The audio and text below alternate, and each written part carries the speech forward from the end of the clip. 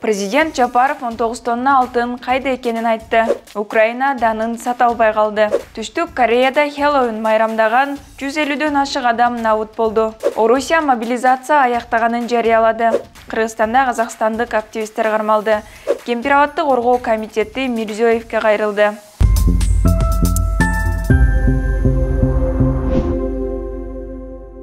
Президент Садыр Жапаров Кабар улуттук агенттигине курган маегинде Кыргызстандын тарыхында чогулбаган көлөмдөгү алтын бүгүнкү күндө чогулуп, улуттук банкта сакталып турат деди. Жапаров айрым ою бузук жарандар бир депутатыбыз шек санап, Жапаровтар алтын уурдап жатат, 19 тонна алтын жоголуптур деген кептерди таратып, жалган жала жаап жаткандыктан депутаттык комиссия түзүүнү өзү демилгелегенин айтты. Кумдөргө барышсын, ине-жүүнө чейин текшерип келишсин, анан элге жарыя кылышсын. Канча алтын казылыптыр, кайда сатылыптыр, канчасы улуттук банкта сакталуу экен. Уурдалыптырбы же уурдалбаптырбы? Баарын айтып беришсин. Өз көздөрү менен көрүп келишсин, деди президент. Азаттык Кыргыз бийлиги 2021 жылы 19 тоннадан ашык алтынды сатып алган тарап жөнүндө маалыматты жашырып койгонун 18 августта аныктаган. Анда расмий маалыматтарга таянуу менен Улуттук банк 2021 жылы өз резервинде сакталып турган чоң көлөмдөгү алтынды сатканы белгиленген. 4 тонна алтын Улуу Британияга, 1 тоннасы Швейцарияга сатылган. Ошондой эле алтын чакан партиялар менен Орусияга, Кытайга, Италияга жана Түркияга да жеткирилген. Бирок негизги бөлүгү баасы 1,1 миллиард доллар, 19,2 тонна алтын улуттук статкомду маалыматына ылайык белгисиз өлкөгө экспорттолгон. Улуттук банк алтын Европа өлкөлөрүнүн бирине сатылганын ырастады. Ал эми президент Садыр Жапаров маалымат коопсуздук максатында жашыруун экенин билдирген. Кийин бир топ жалпыга маалымдоо каражаттары 19 тоннадан ашык алтын Швейцарияга сатылганын иликтеп чыккан. 2 ноябрда Бириккен Улуттар Уюму Түркия жана Украина Кара деңиз аркылуу дан ташууну убактылуу токтотуп турууну макулдашты.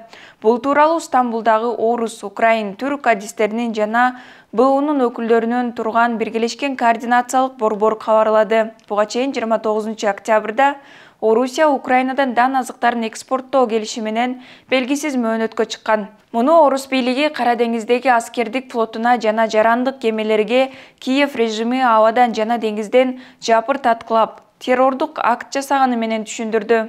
Көп өтпөй Орусиянын бул чечимине карабай, Бириккен Улуттар Уюму Түркия жана Украина 31 октябрда аталган келишимдин алкагында Кара деңизден 16 кеменин багытын макулдашкан.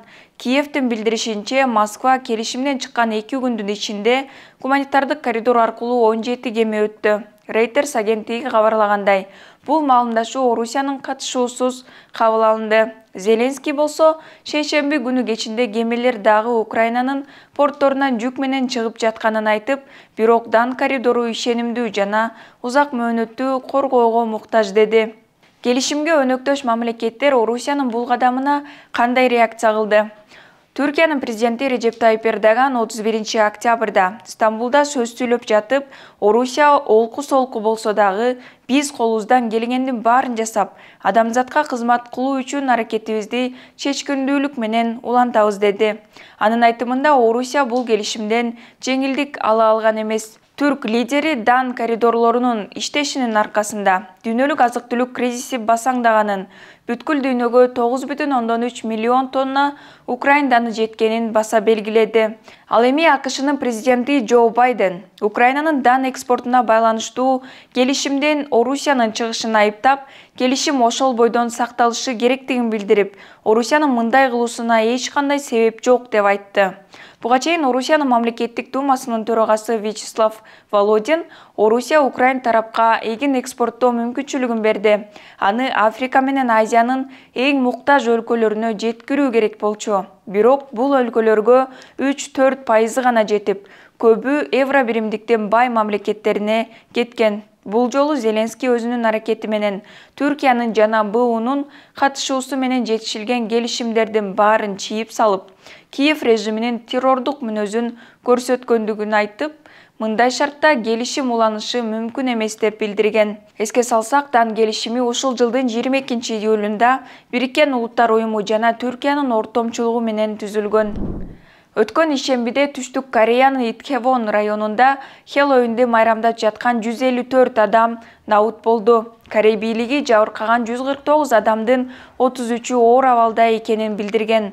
Кыргашалуу окуяда наут болгондордун 22-си чет өлкөлүк болгон. Алардын арасында борбор азиялыктар да бар. Алар Кореяга окуганы келген 26 жаштагы казакстандык кыз жана тек жайы аныктала элек өзбек жараны. Ал эми Кыргызстандын Тышкы иштер министрлиги наут кеткендердин арасында кыргыз жарандары жоктугун билдирген. Кырсыкка байланыштуу президент Садыр Жапаров Түштүк Кореяга көңүл айтты. Каргашалуу күндө көчөгө майрамдаганы чыккандардын саны так белгилүү эмес.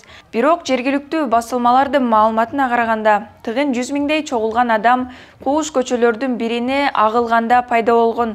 Алар көчөгө батпай, тепселендиде калып, дем жетпей, биринин үстүнө бири жыгылып, кээ биринин жүрөгү токтоп калган. Ал жерде көбүнесе 20 жашка чейинки улан кыздар болгон. Окуядан кийин өлкө президенти Юн Сок Эл жалпы улуттук аза күтүү жарыялап, жер-жерлерде жарандар окуя болгон жерге чогулуп, каза болгондорду эскерип атышат. Шаардык полиция тергөө иштерин улантууда. Орусиянын коргоо министри Сергей Шойгу 28 октябрда Владимир Путин менен жолугушууда 300 миң адам согушка тартылганын, жарым-жартылай мобилизация ошону менен аяктаганын айтты. Ага улай Шойгу мобилизациянын баштапкы этабында аскер комиссариаттарынын ишмердүүлүгүндө кемчиликтер болгонун мойнуна алды. Бирок Владимир Путин мобилизацияны токтотуу жөнүндө жарлык чыгарып, кол койгон жок. Мунун себебин анын басма сөз катчысы Дмитрий Песков 1 ноябрда Владимир Путин юристтер менен кеңешкенде, алар ага жарым-жартылай мобилизацияны токтотуу боюнча өзүнчө жарлык талап кылынбайт деп кеңеш бергени менен түшүндүрдү. Ал эми коргоо министри 1 ноябрдан тарта чакыруу кагаздарын жеткирүү токтотулуп, аскер комиссариаттары мурдагыдай эле өз милдеттерин аткарууга киришерин айтты.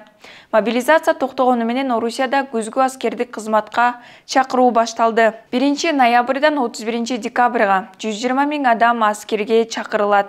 Ал арада Шойгу Путинге пландын аткарылышы тууралуу отчет берген күнү 24 жаштагы Дмитрий Куценкага жумуш ордуна чакыруу кагазы келген. Эртеси ал буюмдар менен военкоматка барган. Жактоочусунун айтымында анын паспортун, чакыруу кагазын жана аскер билетин алып коюшкан. Ал жерден Куценко Владимир облусунун Ковров шаарындагы аскердик бөлүккө жеткирилген. Айрым эксперттер мобилизациянын аяктаганы тууралуу жарлык чыгып, президент Владимир Путин кол коймоюнча мобилизациялык иш-чаралар кийин кайра улантылышы мүмкүн деп айтышууда. Кечээ 1 ноябрда Бишкекте казакстандык активисттер Диана Баймагамбетова, Дидар Каиров жана Асхат Жексенбаев кармалды. Бул тууралуу казакстандык дагы бир активист Жанна Бота айтып чыкты. Бота активисттерди улуттук коопсуздук боюнча мамлекеттик комитетинин кызматкерлери кармаганын белгилеп, аларды экстрадициялоого жол бербөө керек деди. Эл биздин репрессиялык режимден качкысы келген, алар өздөрүн коргогусу келген. Аларды саясий себептер менен айыптап жатышат деп ал тынчсызданууда.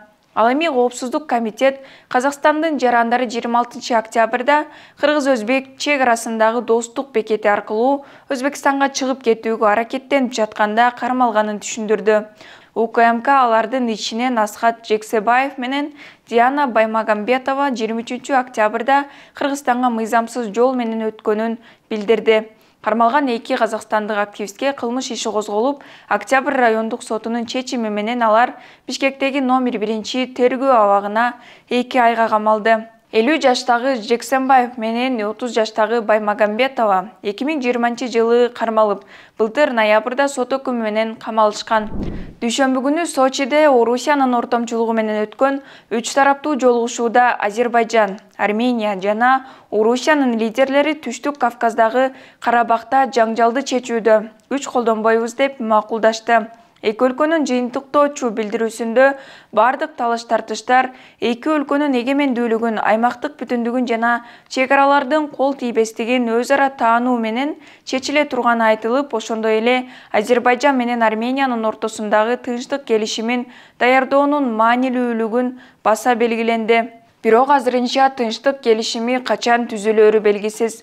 Орус президенти Владимир Путин жолугушуудан кийинки жыйында жалпы пикирибиз боюнча биз келечекте мүмкүн болгон келишимдер үчүн абдан жакшы атмосфераны түзгөн пайдалуу жолугушуу болду. Бирок тынчтык келишими тууралуу азырынча эч нерсе жок деген. Үч тараптуу жолугушуунун алдында Путин Армениянын премьер-министри Николь Пашинян жана Азербайжандын президенти Ильхам Алиев менен өзүнчө жолугушту. Анда Азербайжан президенти Ильхам Алиев Карабах согушу тарыхтын бир бөлүгү болуп калды. Бул маселе 2 жыл мурун чечилген. Андыктан бул контекстте талкуулана турган дээрлик эч нерсе жок деп билдирген. Сентябрда талаштуу Тоолуу Карабактан тутанган чыр Армян-Азербайжан чекарасындагы жаңжалга алып келип, эки тараптын чоң жоготууларга дуушар болгон. Армения менен Азербайжан Тоолуу Карабакта 2 жолу 2020 жана 1999 жылдары согушкан. 2020 жылдын күзүндө эки тараптан 6,5 миңден ашуун аскер каза болгон. Орусиянын ортомчулугу менен түзүлгөн келишимге ылайык Ереван ондогон жылдар бою көзөмөлдөп келген аймактарын өткөрүп берген. Жогорку кеңештин тармактык комитети Кемпир-Абадты бирге башкаруу долбоорун колдоп берди. Жогорку кеңештин эл аралык иштер комитетинде 31 октябрда Кемпир-Абад суу сактагычындагы суу ресурсун биргелешип башкаруу кыргыз-өзбек өкмөттөр аралык долбоору колдоо тапты. Кайрадан жабык өткөн жыйындан 4 депутат каршылык иретинде чыгып кеткени белгилүү болду. Ал эми макулдашууну 7 депутат жактырганы айтылды. Иман Нуру фракциясынын лидери Нуржигит Кадырбеков медиа хабка курган маегинде ал жыйындан чыгып кетип жатканда кворум болбойт деп айтылганын билдирди. Бирок андан кийин комитеттин башка мүчөлөрү келип, кошулган болушу мүмкүн деди. Азыр көрөрмандарды үчүн да тактап коелу. Бул маселе сиздердин профилдик комитетке 2 жолу коюлду. Биринчисинде Айдарбеков мырза жетектеп турган учурда анда сиз жана бир нече депутат макул болгон эмессиздер. Сиз каршы добуш бергенсиздер. Каршы добуш берген. Анда каршы добуш бергенсиздер. Анткени документ жок эле. Бирок көпчүлүктүн добушу менен маселе өтүп кетип, бирок комитет төрагасы кол койбой коюп, комитет төрагасы алмашылып, анан мына кечеги жыйында кайра маселе козголду. Анан сиз алдында добуш бербестен залдан чыгып кеттиңиз. Бирок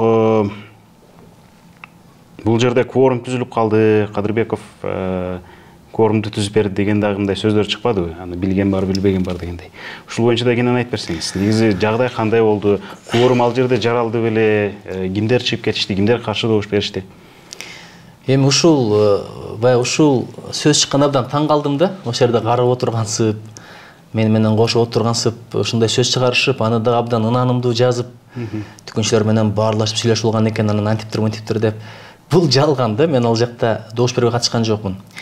Бирок баягы балким бир сөзүм өтүп калабы, таасир этип каламбы деген ниет менен чындап докладчикти уктум, суроолорумду да бердим. Чындап суроолорумду бердим. Жоопторун уктум, бирок жооптор мени мындай ынандыра алган жок да. Анан добуш берүүгө жакындаганда суроолорумду берип жооптарды алгандан кийин жыйнаштыларын жыйналып чыгып кеттим. Ошондо чыгып баратып мен кызматкерлерден сурадым, кворум болобу же болбойбу десем, сиз чыгып кетсеңиз болбой калат деп айткан. Кийин балким башка бир мүчөлөр да келип, ошо күнү жок мүчөлөр бар эле да, балким алар да добуш беришкендир. Мен муну тактай элекмин. Ошон үчүн чыгып кеттим. Ал арада Кемпир-Абадты коргоо комитети Facebook барагында Өзбекстандын президенти Шавкат Мирзиёевке кайрылуу жасады. Анда комитет Мирзиёевден кыргыз-өзбек чек-арасынын айрым тилкелери боюнча келишим долбооруна кол коюуну, Кемпир-Абад маселесинин айланасындагы талаш-тартыштар чечилмейинче жылдыра турууну суранды. Азырынча Өзбек президенти кыргыз-өзбек чек-арасы боюнча таптакыр билдирүү жасай элек. Кыргызстанда 23 октябрдан бери Кемпир-Абадты коргоо комитетине мүчө болгон 20дан ашуун активист жана саясатчы, андан сырткары социалдык тармакта пикирин ачык жазган блогерлер милиция тарабынан кармалды. Алар жапырт башаламандык уюштурууга камынган деп айыпталып жатат. Бул жумадагы маанилүү кабарларды мен Нурайда Жекшанова айтып бердим. Апта аягына чейин көрүшкөнчө.